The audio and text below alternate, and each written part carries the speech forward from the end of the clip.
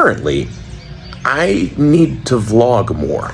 I travel a fair amount back and forth between the US and Argentina as much as I can. A friend of mine has called me and my wife two traveling suckers. Another friend of mine tells me that with all these adventures that I'm having, I really do need to share more of them. And you know, I'm primarily a food tuber, but I guess there's some real credence to that.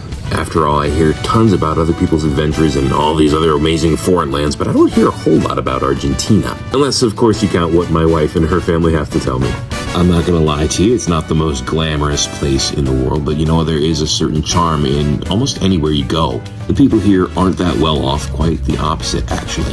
As seems to be the case in many places around the world, it's just a tough time right now. But that doesn't mean that there's not a lot of good stuff to be done, a lot of good times to be had. Yep, that's a rooster.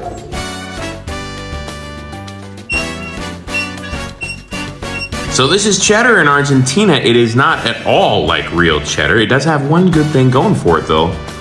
It tastes exactly like Cheetos. I've already missed out on the chance to show you guys a bunch of cool things that I've done since I've been here. But that doesn't mean it's too late. Tonight we're checking out a restaurant local to the Valle Fértil, or Fertile Valley, I guess.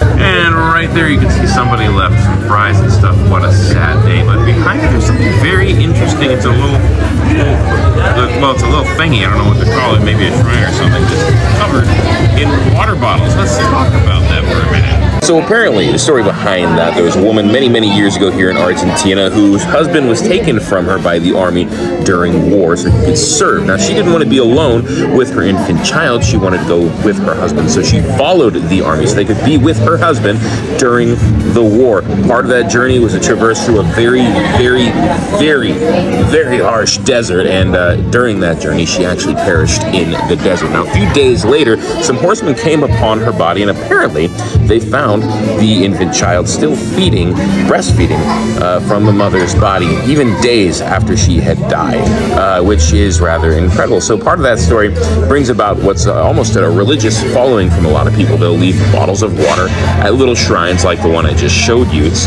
kind of a very interesting story, and I know it's not a food thing on my regularly food channel, but I thought I'd share that just because it's kind of cool. Anyway, dinner is coming. You do not leave beef waiting in Argentina.